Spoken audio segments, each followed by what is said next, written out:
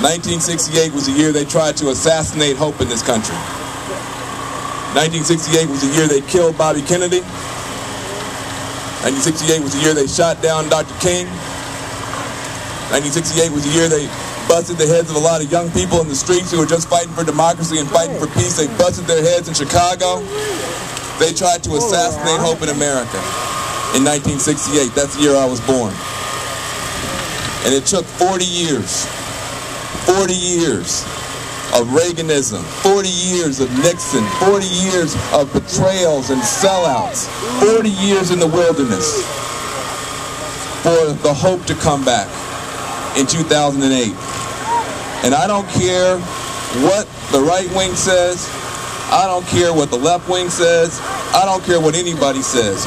We are not going to let the hope die again on our watch. We're not going to let the hope die again on our watch. It's not going to happen. It's not going to happen. Not going to happen. Here's what we have to understand. The people in Wisconsin, the working people in Wisconsin, the decent people in Wisconsin, the students in Wisconsin, the retirees in Wisconsin could have laid down. Nobody would have blamed them. That governor has horrible ideas for this country, but he's got an awful lot of power from the top. And he was prepared to unleash it in a blitzkrieg, lightning strike against the people, expecting people to crumple, expecting people to collapse. And instead, when it was darkest, the people of Wisconsin stood together. They stood together.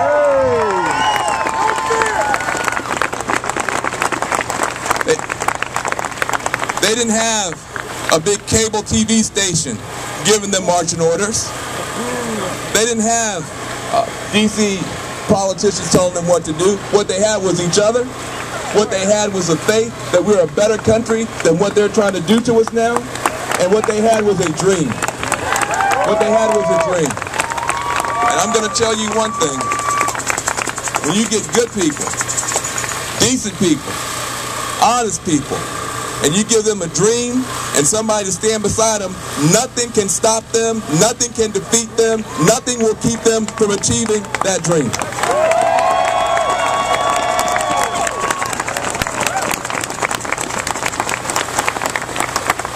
So today marks the birth of a great movement. Wisconsin set off the spark, but now the candles have to be lit across America. So those people know they're not alone. Now, the Tea Party movement actually, oh no. They're our sisters and brothers too, they just don't know it yet. They just don't know it yet. We're fighting for them too. We don't want them. See, we have a movement in America that hates the government, but loves and needs government services just like our folks do. We're fighting for them too. They don't want to live in neighborhoods where there are no fire stations and no police. Their children are going to school with 40 kids in the classroom, 6 books and no chalk. We're fighting for them too. We're fighting for them too. Let's be clear about that.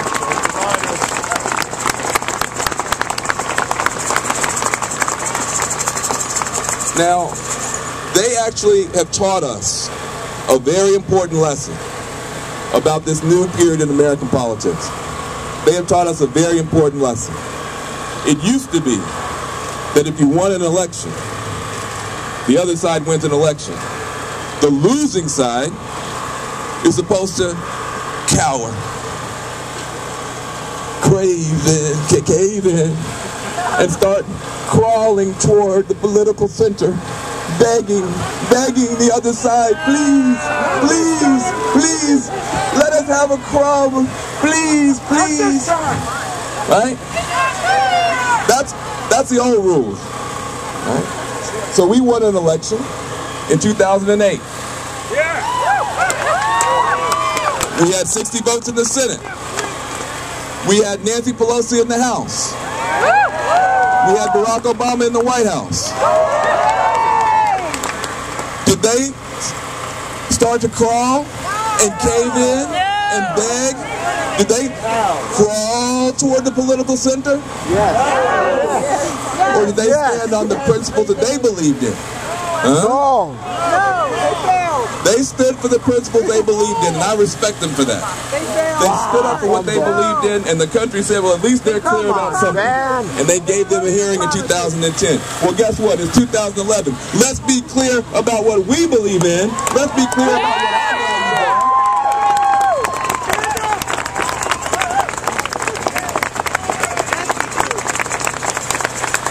Let's be clear.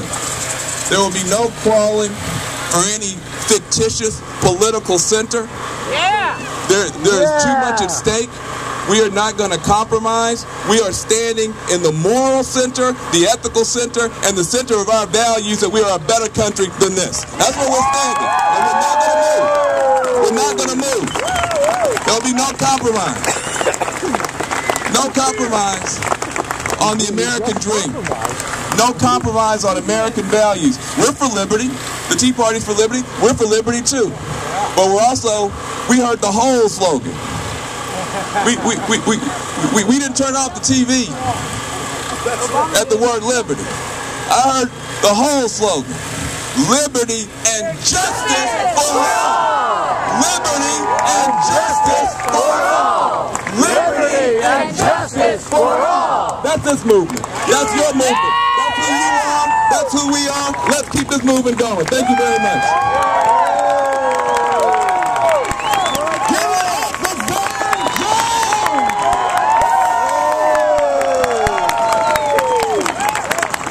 Are you ready to go take your country back? Are you ready to tell Walker you resign? Are you ready to get your rights back in America? Let's take it to the streets. Go back down. All right. So next we have. Okay, Joseph Cassidy is with the National Nurses United, and he's going to come up and tell us how the fight in Madison is actually the fight here in D.C. We are having this same fight here in D.C. This is a fight we're going to have in every state in this country. We're having it in 50 capitals today, and we're going to take the fight to them. Thank you very much. Thank you, Wisconsin. Thank you, Wisconsin. Thank you, Wisconsin. Thank you, Wisconsin. Wisconsinites have brought us all here today. We're all behind them. But I need to let people know that it's not only healthcare and healthcare workers in Wisconsin that are under attack, but healthcare workers right here in the nation's capital. On Friday afternoon, 1,600 of my colleagues and I will be walking out of Washington Hospital Center at 6 a.m.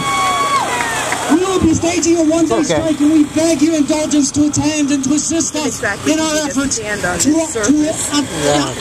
in the way of their efforts. The management there, they drafted a Midwesterner, a known and accomplished strike breaker to come in. For 8 months, we've been without a contract. He came in and immediately established and instituted their own new terms and conditions in violation of our contract. Boo, boo, boo!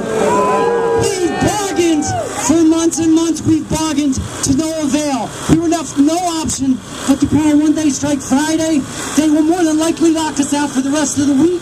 So at 12 noon at 1st and Irving Northwest, you can join several thousand of us. We'll be protesting there against the onslaught of healthcare in general, all of your well-being. For 30-some years, I've been taking care of people just like you. Please come and take care of us on Friday at 12 noon. Thank you very much. Thank you, Wisconsin. Thank you, Wisconsin. Thank you, Wisconsin. Thank you, Wisconsin. Thank you, Wisconsin. Thank you, Wisconsin. Thank you, Wisconsin. Thank you, Wisconsin. Thank you, Wisconsin. Are you excited? Yeah. Are you ready to go? Yeah. Are you ready to take your country back? Yes. All right, we got one more person. It's J.D. Steer. He's been working on the campaign against Scott Walker on the front lines. He's going to tell you a story really briefly, and he's going to lead you in some cheers that he learned out there in Wisconsin. Give it up for J.D. Steer.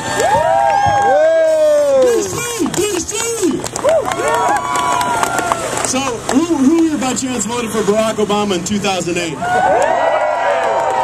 I had the honor and privilege of being Barack's field organizer in Madison, Wisconsin in 2008. Today, what we see in Wisconsin and DC is not the hope and change we fought for. No! The joy and honor of being appointed to the White House to come out in 2009 to serve in the Obama White House, where many of us, led by Barack Obama, are fighting for the change everyone here believes in. Yeah, I know.